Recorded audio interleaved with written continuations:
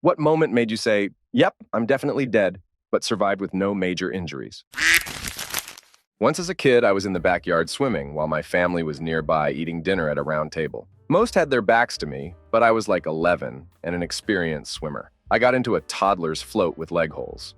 It ended up flipping over and I was stuck in it. My legs wouldn't come out of the leg holes. I kicked and thrashed as much as I could, but I was so stuck, and you can't hear someone screaming underwater.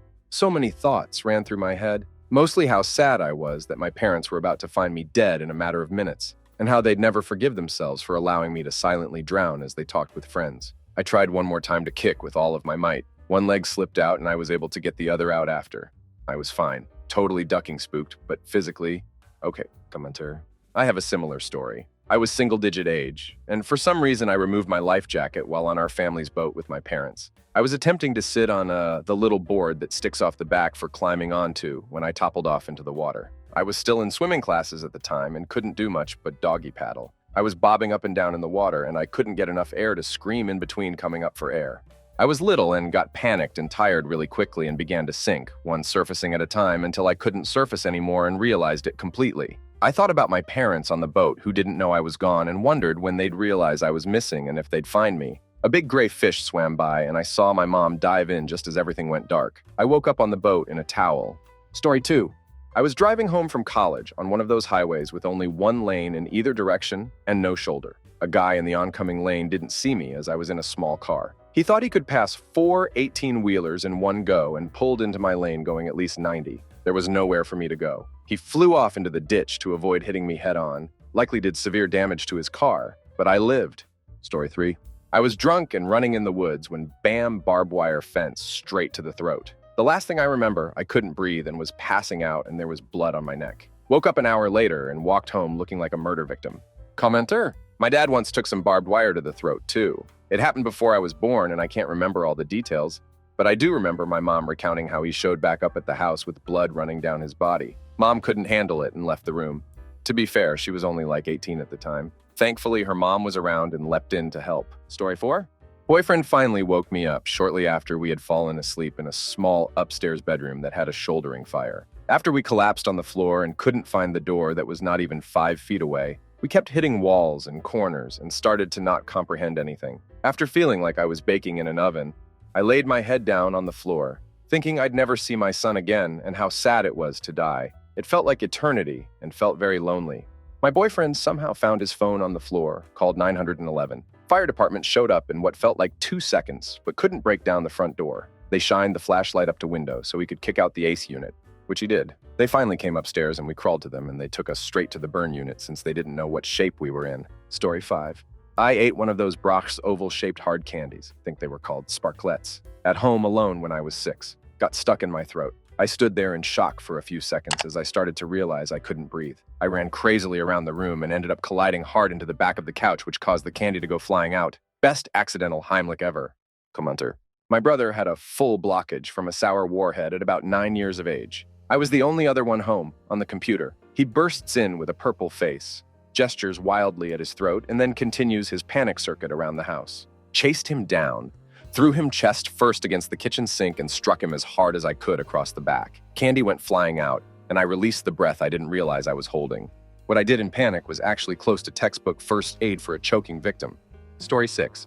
Had a paintball fight on Christmas morning with 2 cousins and their neighbor kid at around 13 years old with our brand new guns. We got as gifts. The neighbor got mad, ran home, came back with a shotgun, and pointed at my face. All I remember is looking at the ground and waiting to die. The kid was 11, 12.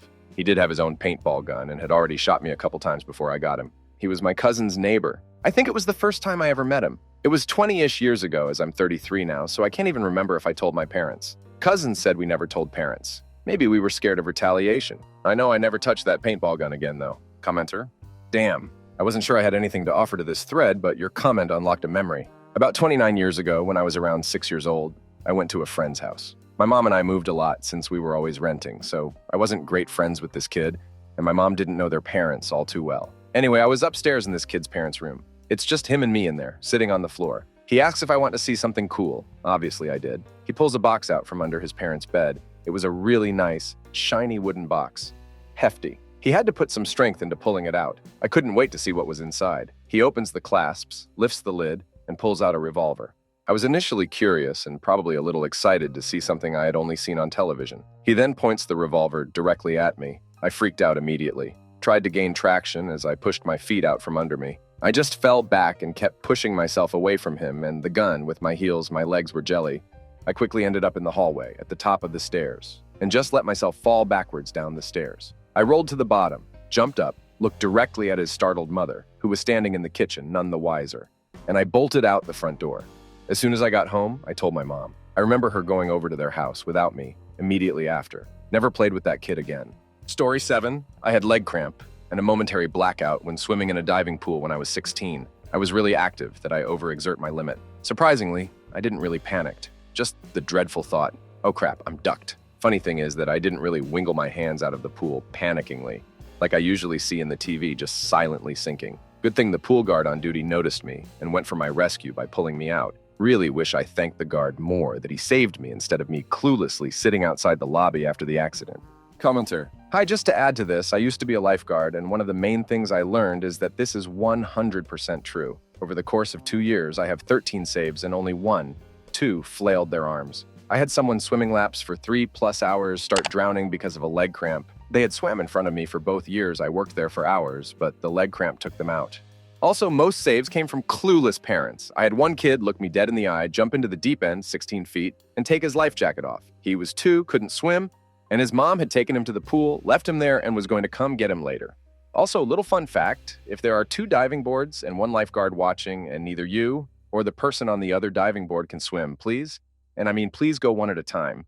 I still have a scar from where 2 little kids jumped at the same time, and when I got to one, the first instinct is to get out of the water, so they climb you. So I got climbed by a 6-year-old girl who wrapped her body around half my face and trapped an arm against my side. And then I got to her 9-year-old brother, also drowning, who wrapped his legs around one of mine, trapped my other arm, and wrapped his body around my now blocked face. If their parents were paying attention, maybe I wouldn't have a scar on my back from where one of them gouged their fingernails into it trying to escape. Story 8. I'm a skier. On a few occasions, I have caught an edge at a pretty high speed, 50+ mph or more. That moment when you feel both skis leave the ground when they're not supposed to is horrifying. Somehow, I've never had anything more than some moderate whiplash and a sprained wrist. Knock on wood. Story 9.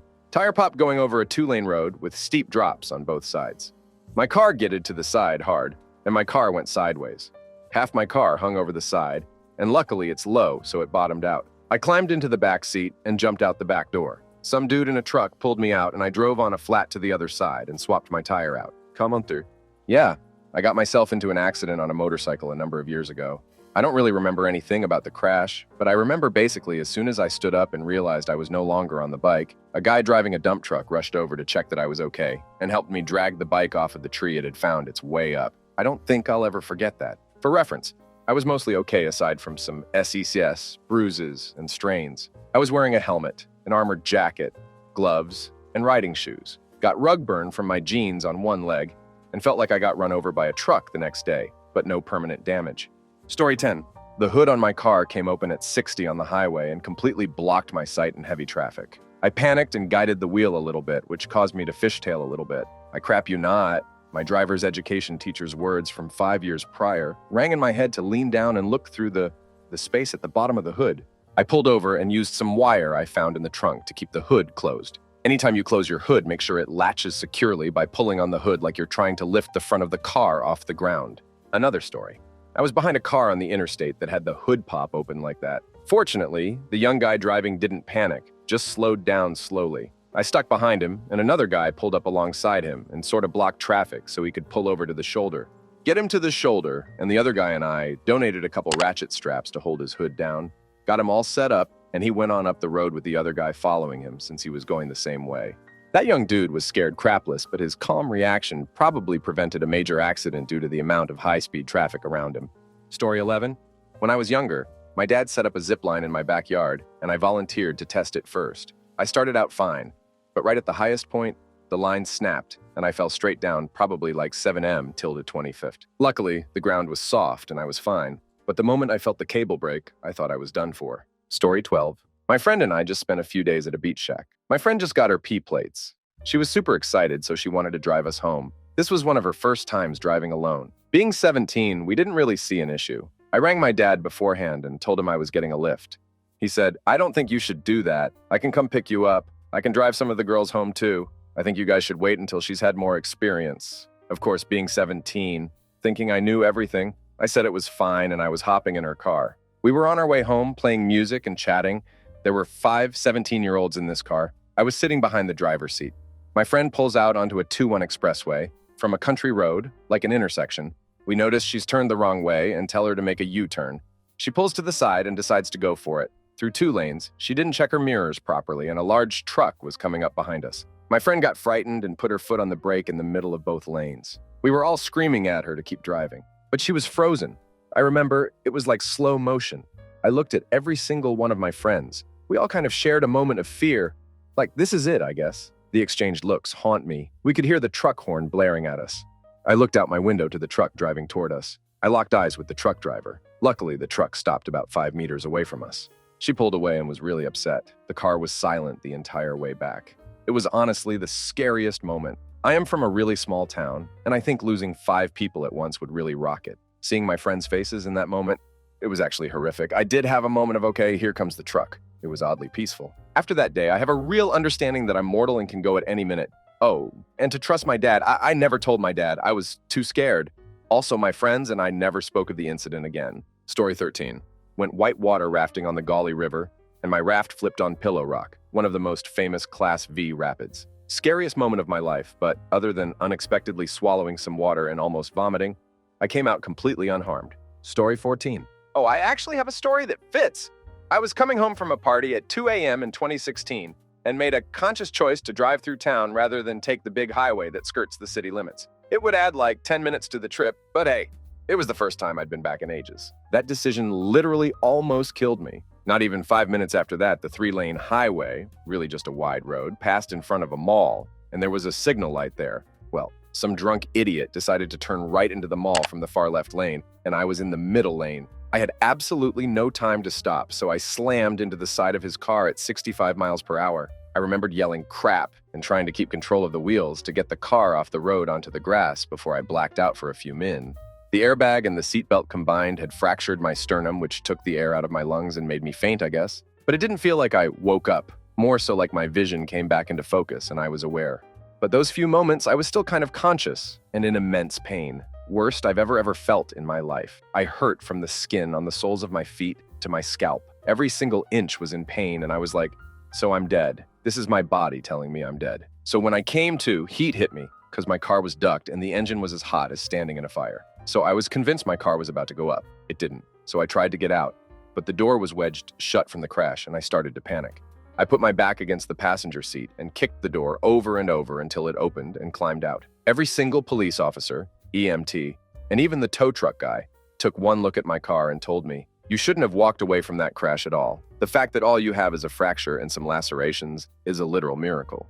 So yeah, that's how I almost died and thought for sure I was dead, but got lucky. Story 15. Parachute deployed but failed to open. That was one of those moments. Then training kicked in. Cut away, failed shoot, deploy secondary. But for a brief moment, life was about to be over in my mind. Story 16.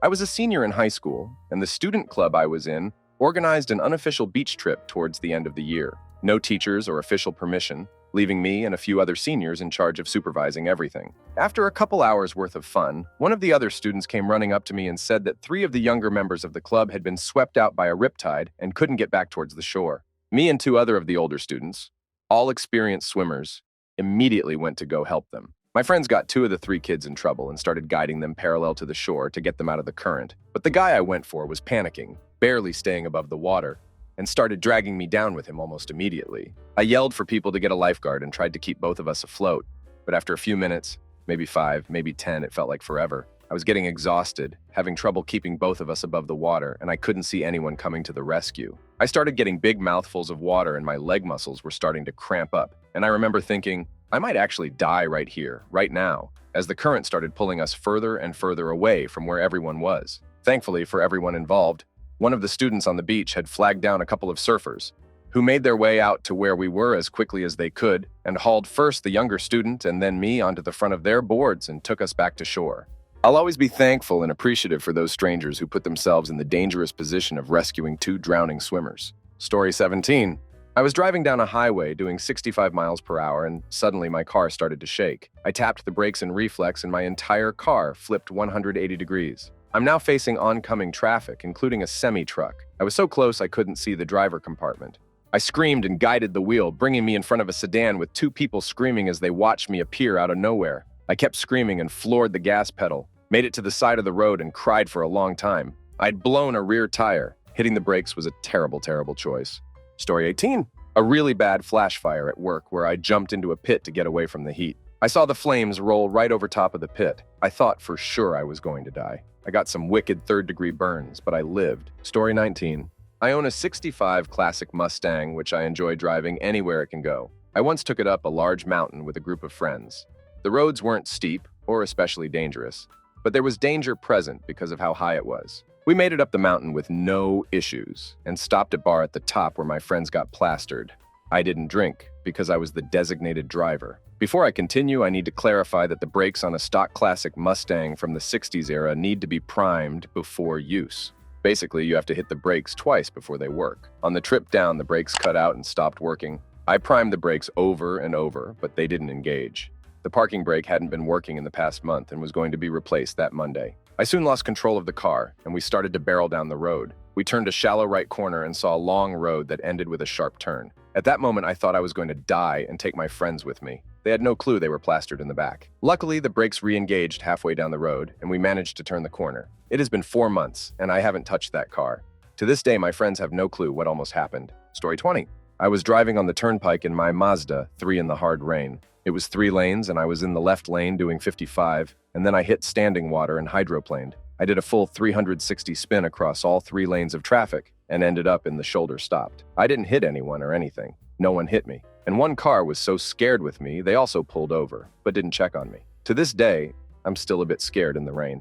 Story 21. When I was about 16, I was mowing some lawns over the summer to make a little extra cash. One guy hired me to mow his lawn. He seemed nice enough, like a kindly old hippie who lived alone. I get to his house, and he invites me in to give me some yard equipment. Once I step inside, he closes and locks the door behind me. He says, "Just locking the door to keep the bugs out." Wait, what? He leads me through his house and starts saying all this weird stuff. I don't know what you've heard about me around the neighborhood, but none of it's true. I'm straight as an arrow. We get to his basement door. I keep the mower in the basement. Probably should have hightailed it out of there then, but as a polite teenager, I followed him down the stairs into the dark basement. Once I get down in the basement and my eyes adjust to the darkness, I start to get really scared. The entire basement has been plastered in 1970s Playboy nude centerfolds. That's when I turn around and see the guy emerging from the darkness wielding a machete. That's when I was sure I was going to die. I just didn't know if he would hack me up right then and there, or lock me in the basement and torture me for a few days. My fight or flight response was about to kick in,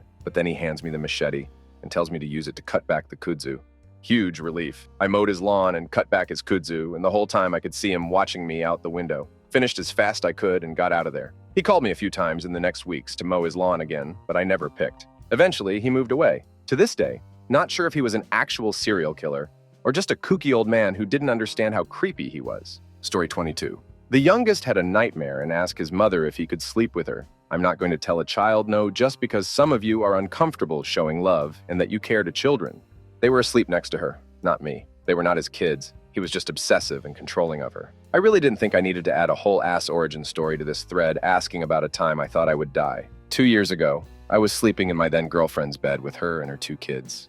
Around 3 or 4 in the morning, I hear someone walking around in the room and open my eyes to see her ex-boyfriend, who she had left months ago but wouldn't leave her alone and let her leave him, walking to turn the light on. As he turns the light on, I see him grab a gun from behind his back. At this point, I'm thinking that he is going to just turn and shot me, and I am worried about the kids getting hit.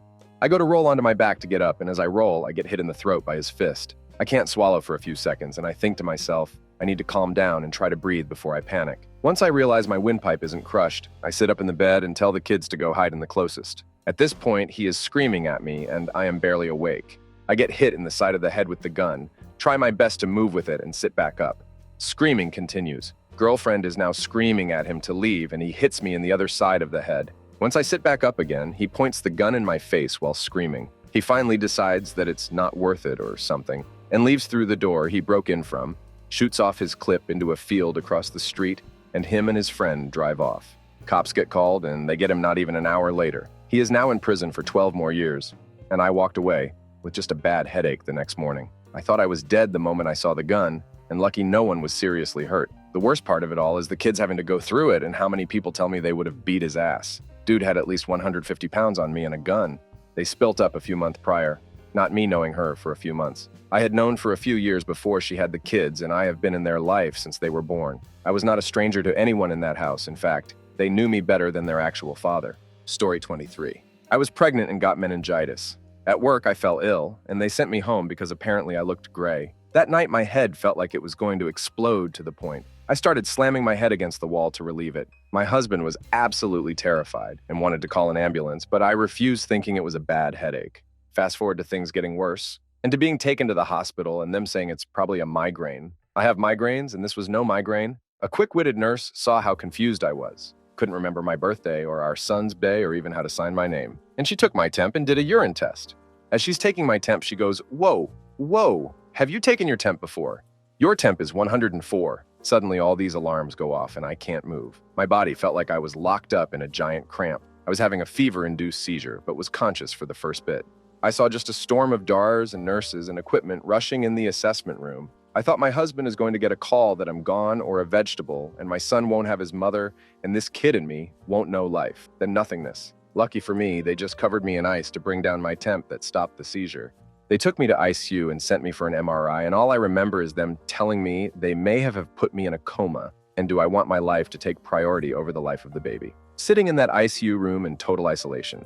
They didn't know if it was bacterial or viral for a day or two, so no one could visit. I had a lot to think about, and really had to come to terms that I may not make it out of this, and my baby may not either. You have to make your peace and stop fearing death and kind of get to work. I wrote letters to loved ones thanks to a very brave and kind nurse's help. Happy to report it ended up being viral meningitis. I fought hard, and both myself and now my perfectly healthy 3-year son are doing great. Still have the letters in my safe and hope I never need them handed out. It was a long road to recovery, but I've never taken my health or life for granted again. Come enter. I had meningitis and basically got the same treatment. I was no longer able to speak due to my brain processing time differently. The front desk person that you first talked to at the ER turned me away, saying, "If you can't tell me your name and what's wrong, I'm not putting you down to be seen." This was despite my family being there and giving that info themselves. I sat in the ER in agony until a neurologist happened to walk by and ask my family members that brought me in what was happening, and he instantly knew I had meningitis and got me treated ASAP. It was then overheard when the neurologist was ripping into the lady that turned me away that she did that because I just had a headache. With the amount of swelling on my brain, I should have brain damage, but I got lucky and am fine. Story 24. When I accidentally got drugged at a party because I drank the drink of a female friend, I left for home on my own and fell from my bike 5 times and landed in the bushes next to the road. I threw up everything I had inside me and was so disoriented that I couldn't get up anymore. I slept through the night in the bushes while it was 13°C out and had multiple occasions where I thought I would die. Called emergency numbers multiple times, but they wouldn't come, and eventually got picked up by a taxi chauffeur that brought me home after laying in a wet bush for 8 hours. I couldn't leave my bed for 3 days after that. Only thing I'm happy about in that experience is that the female friend didn't drink it and got home safely. Story 25. I was running down a hill after rain when I was a kid, about 8, and slipped and fell. I jarred my spine pretty bad and couldn't move my arms or legs. I couldn't speak. All I could do was suck in air, whilst making some pretty horrific noises in the process. The teacher sat with me and shooed away all the gawking kids while she rubbed my back and said nice things. No idea why nobody called an ambulance. Honestly, one of the most terrifying hours of my life, though I cannot explain how happy I was when my limbs started working again. Also, when I was about 23, there's an ocean pool near where I live, man-made, and during big seas it basically turns into a vortex of hell. Some friends and I went down there and arrived when it looked fairly placid. We jumped straight in and paddled around as you do. Then the next set of waves started coming in. On the ocean side of the pool, the waves were trying to suck us back out to sea. On the cliff side, it was trying to turn us into mincemeat. I got halfway across the pool when I realized a friend of mine with no experience with ocean swimming was struggling, so went over to help. I made him swim to the middle of the pool with me to wait for the set to pass, and we managed to get out once it calmed down again. There were some bruises and cuts, but way better than the alternative. Story 26. In one of my first solo flights, when Cessna's pilot door opened during a turn and my belt was the only thing between my ass and the ground, 2,000 feet away. Story 27. I survived a car crash that wrecked my car. rolled twice, landed upside down, learned the hard way that I didn't have airbags, or at least they didn't deploy. Did have my seatbelt on, though. That probably saved me. Paramedic said he hadn't seen a wreckage like that and have it end well.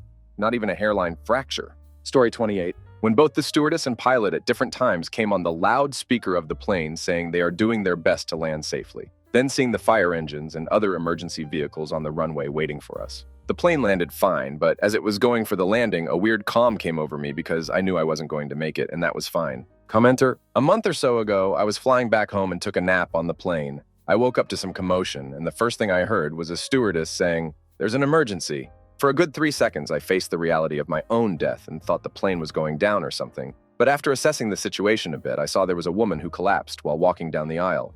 The woman was okay, thankfully, but I'll never forget those 3 seconds where I thought I may actually die.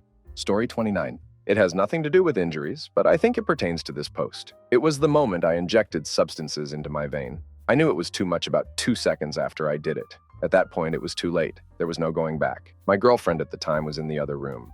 I had no idea if she was going to come back in time. I knew I was going to overdose. All of those thoughts happened in a matter of 2 seconds. Then in the blink of an eye, I am in the hospital with an IV in me with doctors standing over me. Luckily, as my girlfriend told me later, she came back in the room and I was light blue and cold to the touch. She called 911 and a fire truck had luckily been around the corner. They picked me up. She told me that I had flatlined and they had to shoot me with Narcan to bring me back. After spending 20 minutes at the hospital, I ripped the IV out, got dressed, and went out and used again. I'm grateful to say that I am 2 years sober as of last month. Story 30. So when I was younger, I was just biking to the corner store nearby and then proceeded to get hit by a car. I remember just flying off my bike and landing on my butt with just a couple of SCs and bruises. Of course, I was spooked by it because I could have died. The adults just helped me up and the car driver bought me ice cream and told me not to tell my parents. Story 31. I went out for a surf on a stormy day and thought to myself, no one else is out, those idiots. Before being held down by 2 waves after eating it on the first wave of the session, was thrown down and held under, and while being tossed around my leg rope, wrapped around both my legs and one of my arms, so I was probably being held at around 5 feet under with only one arm free while my board tip is barely visible at the surface but floats vertical like a tombstone. Finally managed to catch a breath between sets before taking another 3 or 4 on the head and for sure just thought, well, this is it. No one's out. Fishermen will find my body or my board. Managed to get my other arm free and got to shore very quickly, and then avoided the ocean for a few days even though the waves were absolutely perfect. There's a reason no one was out. Everyone else was 10 minutes down the road at another beach where the waves were smaller and cleaner. Story 32. Fell asleep driving through the night with my brothers. They were supposed to stay awake and help me stay awake, but were out cold. I woke up as the right front tire kissed the gravel on the side of the highway, ripped the wheel to the left, and managed only to spin out. Weird thing was, while it was happening, I was crystal clear, fully focused, and totally in control, as if time had slowed down, but thinking that we were all dead. Story 33. Daisy chain ID attack went on a convoy in Iraq in 2003. I saw 2 go off in front of me and felt one just behind. They didn't just miss injuring me and the people in my vehicle, no one else in my convoy was hurt. The only injury I had was a wicked ringing in my right ear for a week, followed by some hearing loss. Not bad considering. Story 34. Not me, but my mom before I was born. She was riding in a convertible with a friend of hers. They came to an intersection and the friend wasn't paying attention and lost control of the vehicle. There was a big rig going through the intersection and they went right under the trailer. My mom ducked. The driver did not. Driver had died. My mom was lucky and only ended up with a scalp full of glass and some serious psychological trauma. She had to get over 200 stitches in her scalp, but nothing else significant. I think about it all the time and think how close I came to never being born at all. Story 35. I was in the turret on MRAP in Afghanistan. We hit a bump in the road and the vehicle tilted hard. If we had gone much more, or if the driver had eaten a lighter breakfast, we would have tumbled down a steep slope into a river. I would have either been crushed in the rollover or drowned in the river. Fortunately, we righted and kept going. But for a second, I was looking at an awful lot of open space where normally I'd only see armor. There's also the time I almost died from dysentery. Same place, about 2 weeks after the truck incident as it happens. Good times. Story 36. When I was a kid, I was playing hide and seek with my siblings, and I got the brilliant idea to hide in the trunk of the car. I meant to leave the trunk barely open so that it didn't latch, but accidentally closed it too far and it latched. Mind you, this was before they put handles in cars to open trunks from the inside, so I was legitimately stuck. It was almost completely dark, so I started seriously freaking out, and I thought I was going to die. So I started yelling for help as loud as I could and was kicking at the back seat, thinking maybe I could break the latch that keeps the seat from folding. I was probably only in there for about 5 minutes before someone heard me and let me out, but it felt like an eternity. To this day, I firmly believe it was because of this incident that I developed some minor claustrophobia. I still have serious fears about being in small, cramped, and dark areas. Story 37. I was at the end of a 2-hour journey about 10 miles from home. Pretty rural, and I was probably complacent because I took that road every day. I took a bend at 40 miles per hour, legal limit was 60 miles per hour, so wasn't breaking any speeding rules, which I've done many times before, probably faster, which looking back was really reckless. Didn't see until it was too late that a car had spun out on the other side of the corner, and another car had pulled up to help. I slammed on, but I wasn't going to stop in time before hitting the cars pulled up, crashed. I was hurtling straight towards the other cars and people who were stood in the road from the other crash. It was like time slowed down and I was at a crossroads. In my mind, I had 3 choices. Continue on my path and hit the other cars and people, veer to the right and go into a field, but there was oncoming traffic, and there was a chance I'd hit them, or veer to the left and fly into a wooded area. I chose the last option, and in that moment, I knew the chances of me surviving or not being seriously injured after a 40 miles per hour head-on collision to a tree in a 10-year-old Ford Ka was pretty slim. I just felt a complete peace come over me. Turned the wheel and woke up slumped over the steering wheel to some poor man shouting, "I think she's dead." It turned out I passed out from shock or something before the impact, so when I hit the tree, I was completely floppy, and this contributed to me having no serious injuries. The front of my car was completely disintegrated. After coming to, I tried to put my clutch down to take the car out of gear out of habit, and my foot hit the tree trunk. The tree was absolutely fine. I drove past that tree every day for years after, and you could see the chunk my car took out of it. Story 38. On an airplane with my dad on our way home to Britain from Florida when I was 14, we flew through Hurricane Katrina, like literally flew through the thing. It was nothing like any turbulence I've ever experienced in my life. I felt like the ball bearing in a can of spray paint. During the experience, me and my dad looked at each other for a second in a way that meant, we're damn, but it's been good. Absolutely terrifying and pretty damn relieving after it was over. Story 39. Yesterday morning when I slipped on some wet tin on a roof, my safety cable didn't activate. Luckily, my coworker caught me. That's about as close as I've gotten so far. Story 40. First 16 years of my life. Abusive father who would start swinging as soon as he got home from wherever he was. Anytime my father was home, all siblings would run to their room and mother would start praying silently. Story 41. I don't remember this. I was about 3, but my mom and my aunt must have thought I was dead. I had a lot of run-ins with near death as a little unsupervised weirdo. This is not where I expected it, though. My first encounter was when we were getting ready for the beach that day, and I stuck my head through the bars of our balcony on the 7th-ish floor of the hotel. Adults saw me and snatched my ass up before I could fall to my death. Later, we are at the beach. Ma's chilling under the umbrella. I'm with my aunt by the ocean. She holds my little hand, and we're walking deeper. We turn around because my mom was yelling.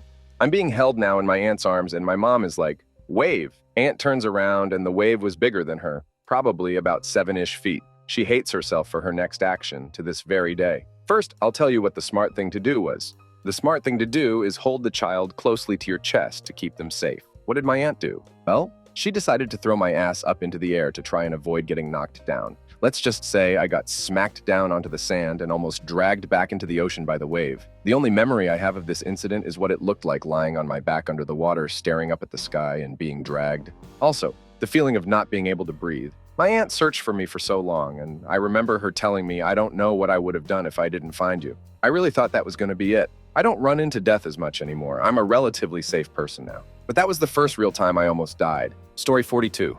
Wife was pregnant, and we went away for the weekend to a house we rented in the mountains. Second day, she went to bed early, and I stayed up drawing. At 3 a.m., she comes downstairs and says she's in a world of pain and is worried about baby 2 months before due date. We head out, and there is no cell reception. By the time we can call her doctor, we realize the time needed to get to a hospital that has the right level NICU. We might as well head back to our hospital. 2 hours later, we are there, and due to COVID-19 restrictions, I can't come in. It was freezing outside, and they wouldn't let me be anywhere in the hospital where I could lay down, so I talked my way into some room in the lobby and tried to sleep while sitting. Got kicked out of there and just bummed around waiting for an update. Around noon, they say they'll be keeping her for observation, but I still need to clear out from the rental. Driving back 2 hours, and it starts snowing pretty hard. It's a semi-rural area, and if they do plow the snow, they haven't gotten there yet. I'm being careful and fighting off sleep. The roads are super winding and high in the mountains. At some point, car starts drifting across the double lines. I did my best to even out, but it completely got away from me. Slide through the opposite lane and continue to the shoulder. I see the ledge and realize if the car doesn't stop, I'll plummet to my death. Have a brief moment where I think about my daughter and the kid in my wife's belly. I haven't met yet. Felt like a stab in my heart, and that second go off the road completely. Fortunately, there was enough snow in the space between the ledge to trap my car. I passed out in the crash, but luckily a couple was a minute or two behind me, and their honking snapped me out of it. They pulled me out of the car and went to get help. No service on the mountain. A couple of other people stopped, including a guy who had a big pickup. We dug the car out some and rigged the rope so he was able to pull me out. Despite COVID-19, I had to be physically removed from both these guys because I was hugging them so tight. I was able to make it back to the hospital without anyone knowing. Told them after the kid was born, sent my guardian angels pictures and $100 gift cards as if that's adequate. Story 43. I had an idiot friend and we were hiking. We got to this waterfall and he goes, "Dude, let's climb it." I said, "No ducking way." He says, "Well, I'm gonna do it, and if I fall and die, it's on you for not coming." So, I climbed it with him. Got stuck halfway up on a slick-ass rock. Pinched a nerve in my shoulder, so my right arm was useless. I thought I was certain to slip off the rock to my doom, but we managed to get me unstuck. That was the beginning of the end for that friendship. Story 44. One of my most surreal experiences of my life. I had a lot of weird ones around this time. Was riding my bike on the sidewalk next to an extremely busy road at night. I hit something on the sidewalk, I don't know what, and tumbled sideways into the street. As I fell, I saw the road light up from headlights from a car behind me. And when I hit the asphalt, I just laid there because I knew I couldn't get out of the way in time. After a second or so, I wasn't dead. So I looked around and the street was empty. It wasn't empty when I fell. There were cars going in both directions. That was 20 plus years ago, and I'm still not entirely convinced that I didn't die. It's possible that I imagined the headlights, but that road is never empty like it was. It's a major street in a major city. It always has cars on it, even at 3 a.m. It was the first of many experiences that lead me down a path of questioning the nature of reality. Story 45. I'd left work at around 7 p.m. in December in the UK, so it was pitch black. And although I was on a town high street, there were surprisingly few functional streetlights. It was also a Sunday, so there was nobody around at all. I was 18 at the time, female, and waiting for my dad to pick me up. It was cold and dark, and I was already a little unsettled because I'm not keen on being out in the dark alone. When these two guys come walking up the street in suits with long dark coats on. I'm stood under one of the only streetlights right where Dad usually meets me, just hoping they just walk right past. But no, they stride right up to me and start asking me questions. "What are you doing out in the dark? What's your name?" It's just the one guy talking, and he's American. And though good looking in any other context, there's something in his demeanor that just scares the absolute duck out of me. The other guy just stays silent though the whole thing, and I can't really picture his face anymore. I tell them I'm waiting for my dad who should arrive any minute to pick me up. "Seriously, Dad, why did you have to be late on this one day?" And the guy keeps asking more questions as I'm trying to evaporate into the night air. I seriously get the vibe that if I say the wrong thing, I'm getting killed or abused or something. He starts asking if I'm religious. Do I believe in the Lord? Will I be attending church for Christmas? I inwardly panic because I'm very atheist, but then think, right, just pretend I'm at least curious so they'll back off. So I tell them I'm unsure what I believe, but I'm open to trying. And a friend had invited me to her church for Christmas. He asked if I was going to go, but the way he asked, I really couldn't tell if he wanted me to say yes or no. Hard to describe, but this guy was really hard to read. I say yes, and he smiles. His eyes were still really cold, so this did not relax me in the slightest. He goes on to say some more stuff about the Lord, and I think blessed me. My memory is a little hazy, to be honest, because I was just in panic the whole time. Gave me a leaflet too, I think, which I tore up in the car later. They walked away before my dad arrived, and I stared at them walking away as far as I could still see them because I really didn't trust them not to sink into a side alley circle back and grab me from behind. The whole vibe still makes me feel sick now thinking back, and it was like 5 years ago. Maybe not the answer you had in mind, but it was the first that I thought of. Story 46. I almost died 2 years ago. It was the middle of February in the UK, and had a late-night date next to the canals with my soap. We had a favorite place that didn't have any streetlights next to the path that led to a small foresty patch. We went out there so often, we didn't really need any lights anyway. As we were on a lock, canal locks are spots where they raise the sides of the canal, make the water very deep to help barges through. I was lighting a cigarette and accidentally fell in the 7+M deep lock full of icy water. I immediately sank as my muscles and lungs reacted to the icy water by tensing up. I couldn't move any muscles. I've just heard the air bubbles passing by my ears. My eyes were open. It was pitch black, and it took me a few seconds to even realize what happened. As I was sinking, I thought, well, this is a stupid way to die. It felt like someone has put dozens of belts around my body and kept tightening them. I thought of my mom. I really didn't want to make her sad.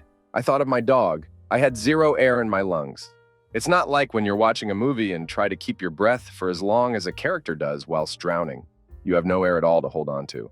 I was just trying to keep myself calm and not inhale water. It felt very long. I had so many images in my head, but no narrative really. At the very last second, I'm guessing due to adrenaline, I felt very warm and strong, got the control of my limbs back, started kicking with my feet and pushing upwards with my arms. I didn't get to the top when I inhaled water, but I was close enough to the top that my so could reach down for me and pull me. He couldn't see anything either. He pulled me out and iance I was back. I had a massive fit of laughter with uncontrollable shaking. He was super worried and wanted to rush us back home, but I said I just want to sit for a little and laugh. There was nothing funny. I was just happy to not die, I guess. Story 47.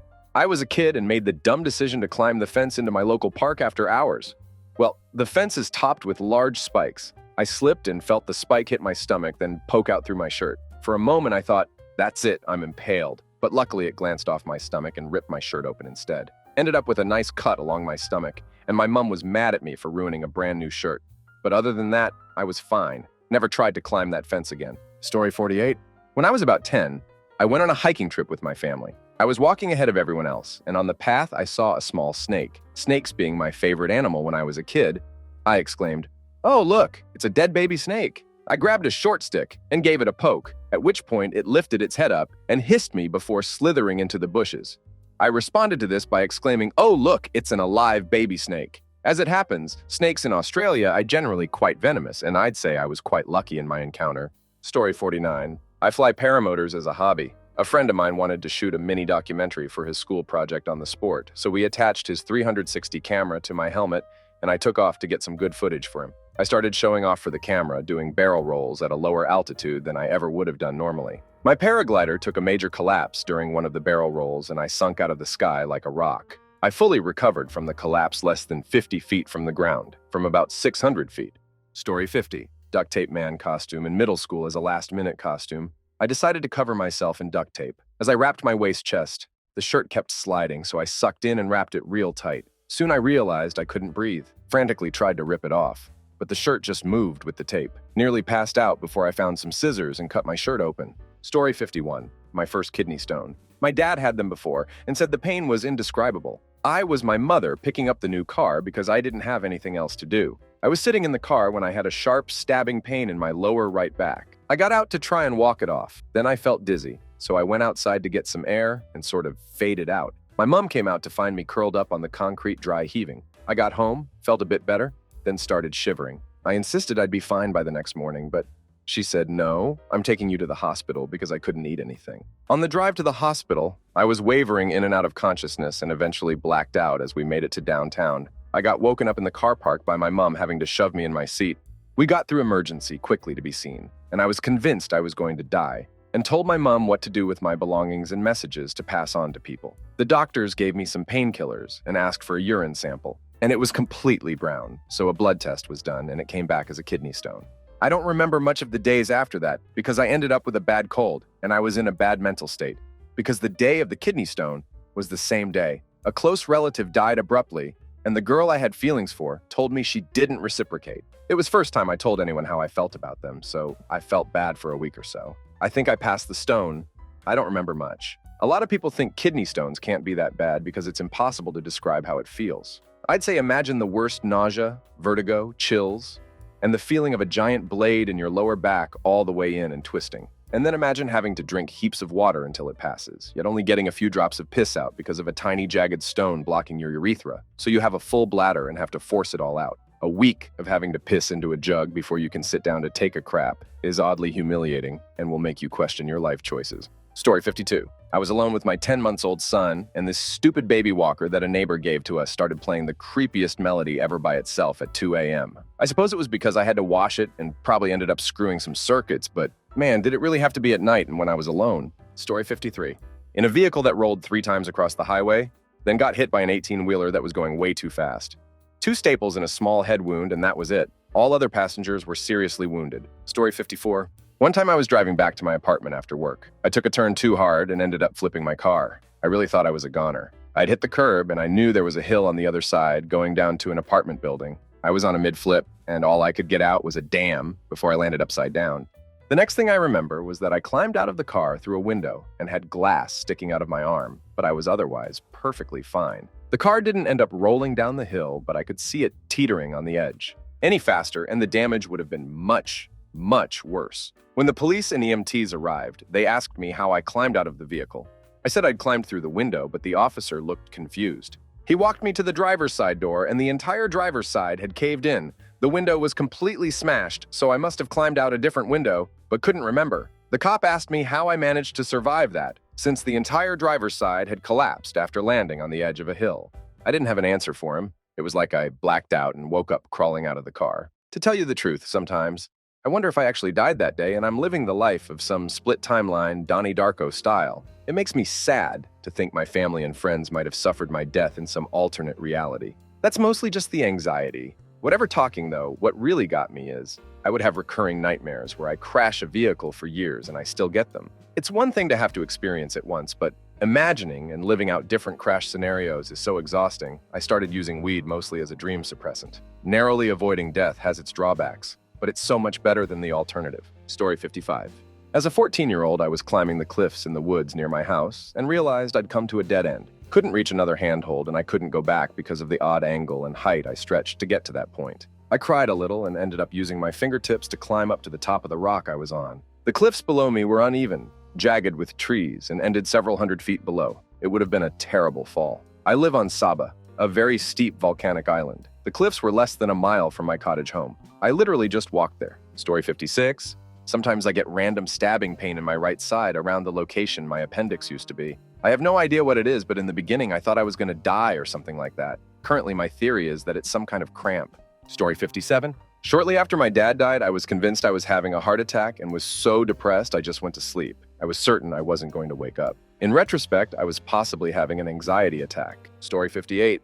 I was playing hide and seek in my house as a kid, and I hid inside a damn laundry machine, and I couldn't open it from the inside out. As my voice wasn't loud enough, nobody would be able to help me even when I yelled at the top of my lungs. It has been around 20-ish minutes and it became kind of hard to breathe. Luckily, the others that were found before me searched along with the first it, and they found me before I suffocated. I hate laundry machines. I also hate doing laundries. Story 59. During my stint of military service on Cyprus, my unit was taken for training with 81mm mortars. Along with my unit, we had a bunch of older reservists who had been called up for a refresher on using the mortars. Bear in mind, most of these reservists hadn't seen regular service in 10, 15 years, let alone touched anything bigger than a shotgun since then. So eventually, we get to actually firing the damn things, and we were divided into groups of 5, the first going up to drop their rounds in the tube, the rest remaining about 20 m away, cradling our rounds and waiting our turn. At some point, as I was waiting and watching the other group fire away, one of the rounds failed to fire in the mortar, and the instructor waved over one of the ordnance guys to take a look. Apparently, this wasn't obvious enough to one of the dopey reservists, and he strolled up to the mortar before anyone could notice him and went to drop his round in backwards, with the other round still stuck inside. Now, I'm no explosives expert, but something like that isn't exactly recommended in the instructions that come with the box. I saw the whole thing happen 20 meters away in slow motion and kind of just thought, haha, oh crap, that doesn't look good. Guess we're dead. Luckily, one of the officers on the firing line caught him split seconds before he dropped the round in and stopped him with a flurry of, "What damn are you doing, you idiot? Do you want to kill us all?" And my sergeant, who was next to us, spent the next 5 mines hyperventilating and saying how close to death he just came. Story 60. I was a kid, and my family was on vacation in SD. We were camping in various places over a week, and one of the places was high up on a cliff kind of thing. A lot of wind, great for kiting. There were walking trails near us with a great scenic view of the park below.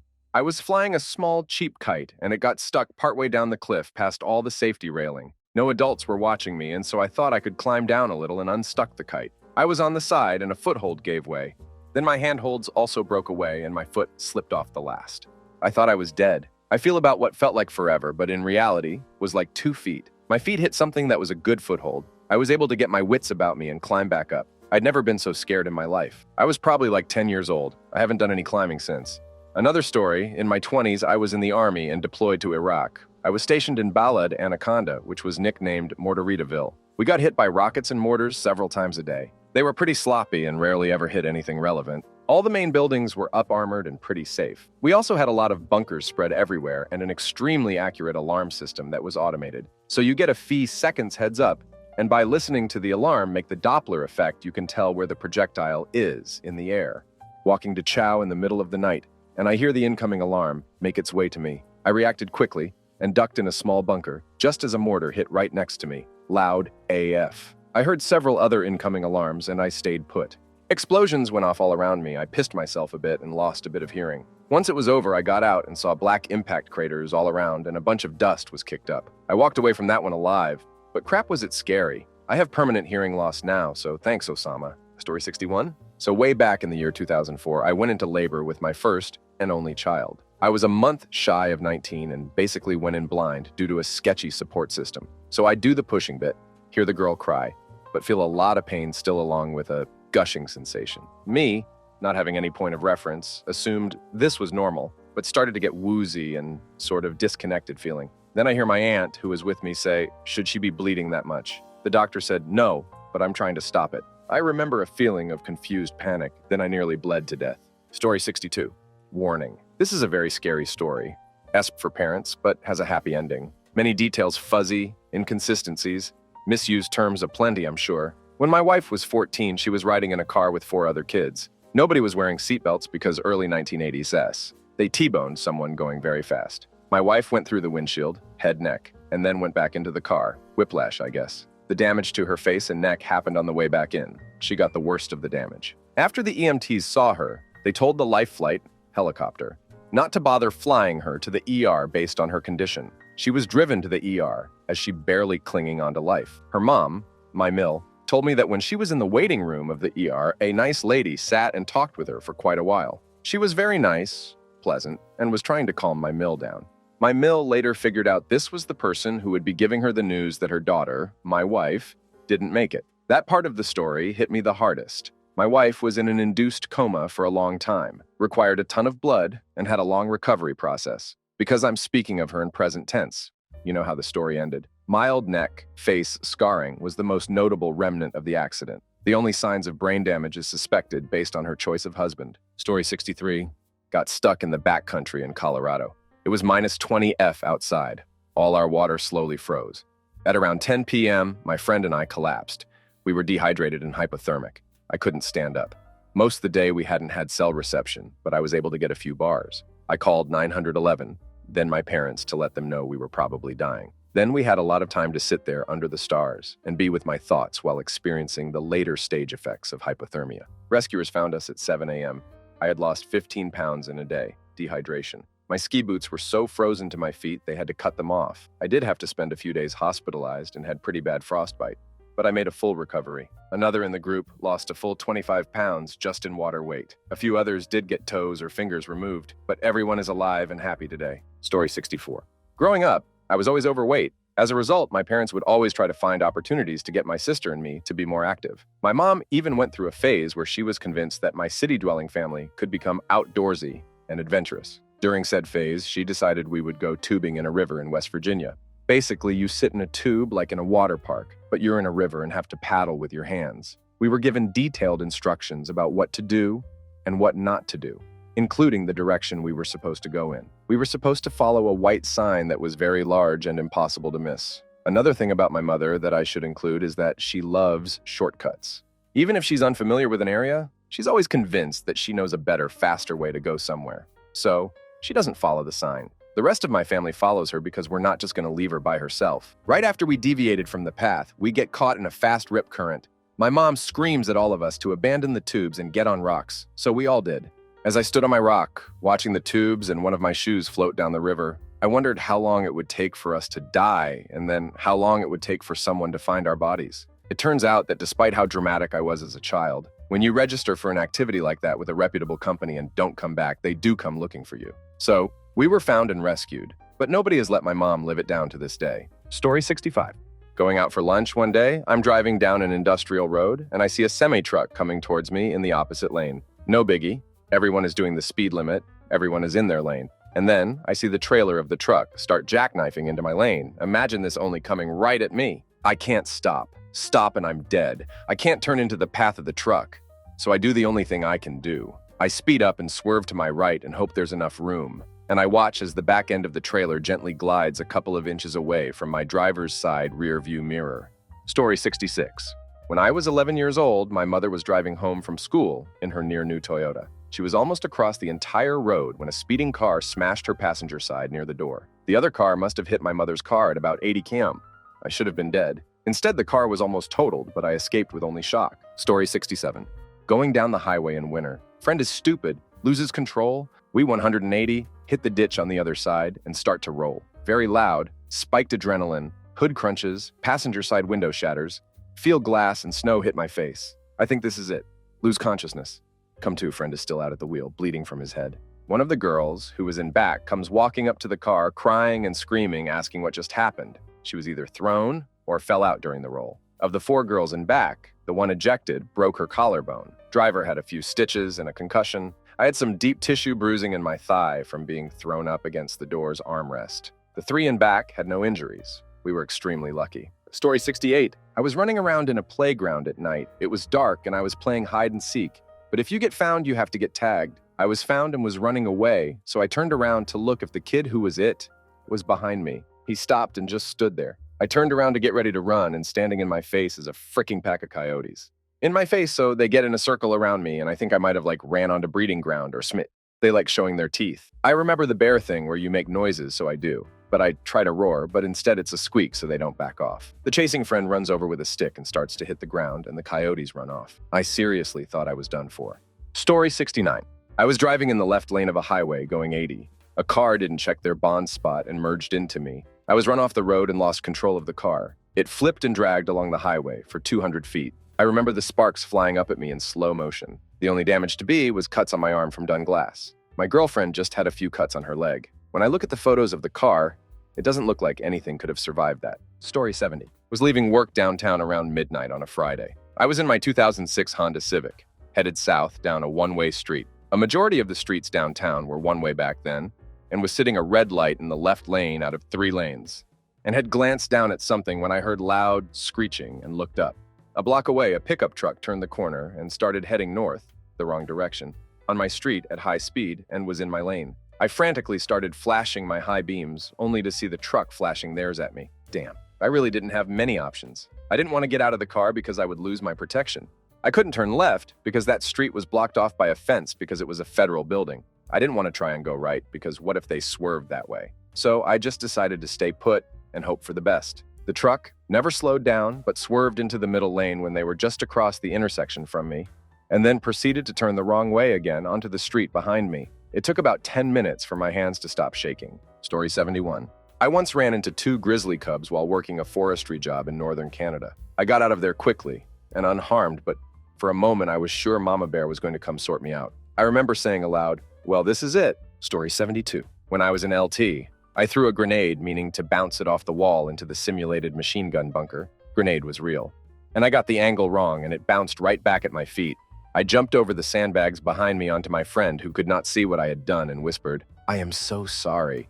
To which he replied, "What?" And then the instructor watching from above the trench jumped on both of us, and then the grenade went off. I thought for sure I had killed myself, the instructor, and my friend. But then the instructor grabbed me and said, "Keep training," and we did. For years, I wondered why I was not kicked out of the course, until someone told me I executed all the appropriate steps to save myself and my friend if a grenade throw goes wrong. Story 73. Was out paddling down a really committed gorge section where the only safety we could set was at the other end. Came out of my boat, buoyancy aid was not working. Honestly, thought I was going to drown before I would reach the bottom of the gorge and the safety set with a throw bag. Managed to stay calm and didn't take in that much water and got fished out at the bottom with the only thing injured being my pride. That was the day I learned why it was important to properly float test your kit before kayaking trips. Went out and bought a brand new top of the line bay and float test it regularly just to be sure. Story 74. Friend driving his BMW with 3 passengers on a highway going about 80 miles per hour. He lost control of the car and went off the road and down the embankment. The car completely spun around in a circle 5 or 6 times and narrowly missed a tree before coming to a stop.